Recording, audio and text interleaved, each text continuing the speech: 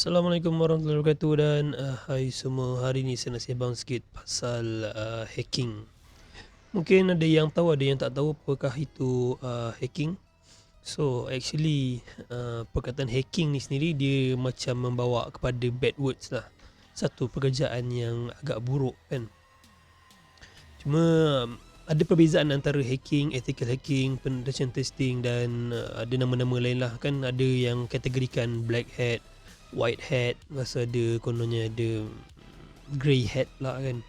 Kalau white hat ni kategori yang hacker-hacker baik-baik lah, under government, NSA, lagi apa ya, mana-mana security agency lah. Macam kalau macam Malaysia ada Cyber Security Malaysia kan, lepas tu ada MMC, macam tu lah lebih kurang kan.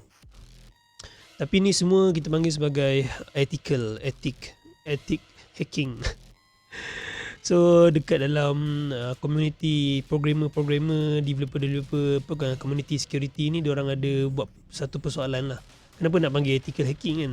Hacking tu dah nama pun hacking, buat apa nak beretika pula? Tak etika, nak hack je, tak perlu etika. So that's why ada nama-nama lain lah, contoh macam security tester, penetration testing dan lain-lain lagi lah. Okay, so diorang punya kerja semuanya lebih kurang sama. Cuma bila kalau kata hacker ni diorang buat benda yang jahat, diorang hack someone punya server yang tidak meminta izin, so yang tu dikategorikan sebagai black hat lah, orang jahat. Tapi kalau kata dia hack orang lain punya server dalam keadaan dia nak membantu untuk menaik tarafkan server orang tu kan, contoh macam application dia ada error ke apa, dia masuk hack orang tu, dia tolong repair kan. So tu kira grey hat lah, kategori topi kelabu. Tak tahu kenapa dia orang namakan apa white hat lah, black hat. Pelik je kan. So selalunya starting dalam hacking ni dia punya scope tu sangat luas.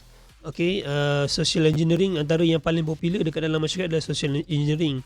Mungkin kalau sebut social engineering macam kejuruteraan masyarakat kan, kejuruteraan sosial macam kurang tepat, macam kurang kena tau.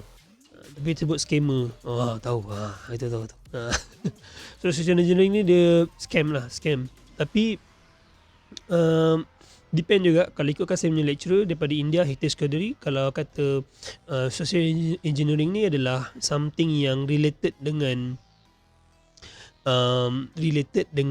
IT. Contoh kalau kata diorang create satu fake page yang kononnya kata ini Maybank, tapi bukan Maybank, dia semua information masuk dalam dia punya server. Okay, yang tu baru panggil social engineering. Tapi kalau tengok dalam buku Art of Deception, penulis adalah Kevin Mitnick, dia kata situ apa-apa jenis penipuan, sama ada digital atau tidak digital, tetapi asalkan di atas talian, itu dipanggil sebagai social engineering. Sebab social engineering ni dia sebenarnya macam lemah kepada psikologi. Dia nak lure, panggil apa, nak panggil orang dengan dengar kita. Dia punya first step adalah gain trust. So inilah yang apa skamer-skamer hari ni buat lah, kan. Diorang bila nak tipu orang, dia akan gain trust tu, dia letak. So dalam gain trust ni dia letak macam-macam cara lah. Kalau dekat Instagram letak gambar yang banyak, gambar produk kononnya diorang beli, lepas tu dia ambil gambar transaksi lah, ambil gambar konon dia dah deliver. So inilah semua yang dipanggil sebagai social engineering. Ini proses-proses diorang lah ni. Diorang akan buat benda-benda macam tu. Dan kalau ikut dalam IT pula, social engineering ni memang sangat besar. Sampaikan diorang boleh guess, diorang boleh teka password orang melalui tarikh lahir, melalui macam-macam lah, daripada apa yang orang suka, daripada apa orang tak suka. So diorang boleh guess password. Contoh kalau macam budak-budak yang tengok anime kan, budak-budak yang jenis suka anime, password dia mesti ada related dengan anime, macam tu lah. Dan ada juga setengah orang yang passwordnya ada related dengan dia punya tarikh lahir. Ada orang, sebab manusia kan, otak manusia ni dia susah nak random. Rasa macam tak boleh random kot. Walaupun ada saya baca beberapa paper yang kata otak manusia boleh random. Okay, tapi kalau saya tetap berpegang bahawa otak manusia tak random, tapi dia adalah chaotic. Dia chaos. So ada perbezaan antara chaos dengan random lah. Panjang cerita dia tu sebenarnya. Okay. So manusia memerlukan satu variable yang lain, satu input yang lain supaya dia boleh generate satu result. Okay, contoh macam password kan, dia bila nak create password dia mesti ada something yang dia dah biasa dengar, yang dia biasa ingat, itu jadi dia punya password. Dia takkan dia tiba generate. That's why sistem hari ni dan dah beberapa tahun ni lah, kalau kita perasan tengok dekat Mozilla ke, tengok dekat Chrome, diorang ada auto generated password.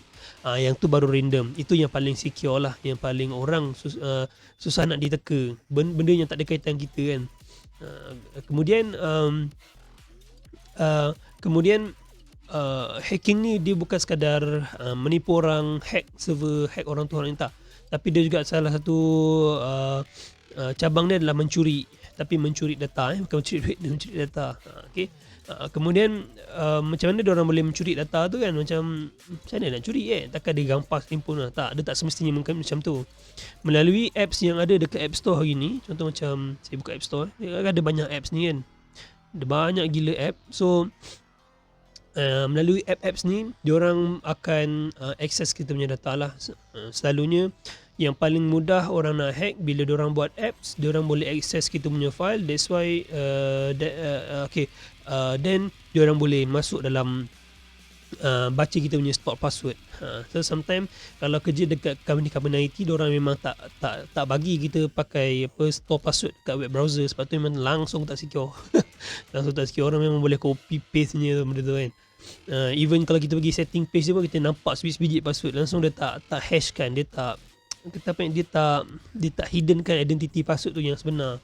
Sebab tu kalau kata masa masuk Facebook, so apa kan nanti dia ada keluar apa, do you want to store the password, yang tu jangan tekan no je lah.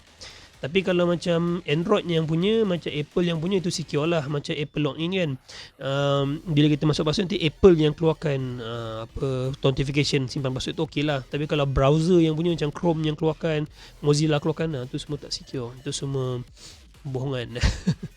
Okay. Untuk manusia yang jenis susah ingat password ni, dia ada beberapa tools lah untuk simpan password yang secure sebenarnya.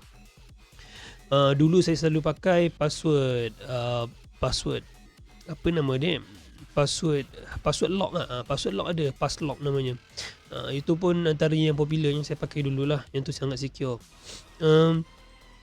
Kemudian bila kita simpan password ni, benda yang senang disuggest tu, kalau kata kita nak bagi dia susah nak disuggest, kita kena campur banyak benda. Selalu nama anime, contohlah kalau jenis kaki anime kan, letak nama anime, tarikh lahir kan benda tu common, orang mesti boleh teka punya. So macam mana nak bagi yang tak boleh teka? So nak bagi tak boleh teka, letak satu simbol dekat depan password. Letak satu simbol pun cukup dah. Okay, sebab karakter dalam dunia ni, contoh kalau kata pada A to Z huruf besar, A to Z huruf kecil, maksudnya ada 52 karakter. Campur nombor 1 hingga 0 ada 10, so ada 62 karakter. So 62 karakter sahaja tidak mencukupi, melainkan password tu panjang. Kalau password tu panjang, contoh mungkin lebih 15 karakter atau lebih daripada 10 pun rasa dah susah dah nak hack sebenarnya. Kan? Tapi kalau kata password tu, contoh macam saya letak nama Naruto 24 kan, Naruto 24 itu berapa karakter? Naruto 24, ada 8 karakter je. Memang itu memang boleh senang-senang kena hack lah tu. Kan? So kalau kata nak bagi dia susah, contoh 8 karakter tadi nak bagi susah hack kan, tambah satu je karakter dekat depan sekali, dengan depan dan belakang lah. Satu depan, contoh satu tanda seru, belakang sekali tak huruf N, untat N, yang simbol N tu, ataupun simbol star ke kurungan ke, itu pun dah cukup secure lah. Sebab bila tambah karakter yang pelik-pelik ni, password generator dia akan mengambil masa beribu tahun untuk dapatkan password kita tu. Dia banyak benda ni teknikal, saya akan buat dalam video lain lah tentang password punya security. Dia punya macam mana nak tahu password tu secure ataupun tidak. Dia ada level dia lah, sama ada level karakter sahaja yang A to Z 1 hingga 0, kemudian ada level pula yang ada simbol, yang tak ada simbol, kemudian ada pula level yang randomness. Itu ada ciri-ciri dia. Nanti saya akan cerita dengan lebih teknikal dalam video yang lain. Okay, kemudian hacking ni juga, dia orang memang motif sebenar hacking ni, dia tak semestinya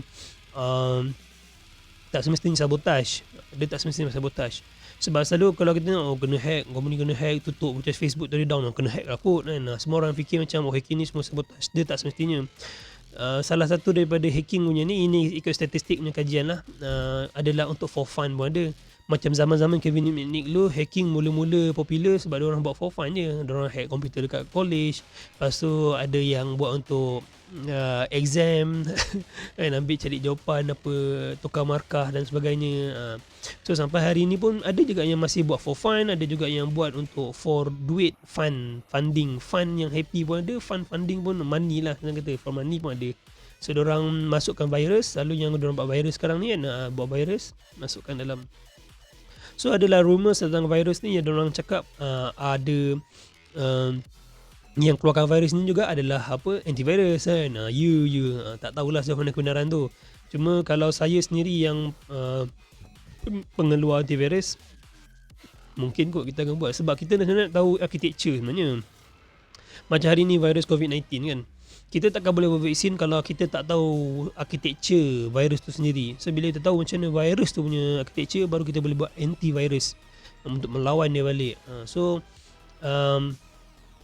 Macam tu lah cerita dia. Kan, so dia ada virus ni antara salah satu dia sabotage ada, mencuri duit pun ada, untuk for fun pun ada. Dulu kalau macam kita orang baru-baru nak up, kita orang akan banyak belajar buat virus, kononnya virus lah, tapi kan virus pun dia, kita boleh buat code untuk bagi komputer tu jam. Orang buka aplikasi tu jam, macam tu. Okay, so itu je lah yang saya nak sampaikan tentang hacking ni sebenarnya. Sebab hacking ni kadang orang fikir macam semua benda jahat, dia tak semestinya. Dia ada yang panggil ethical hacking.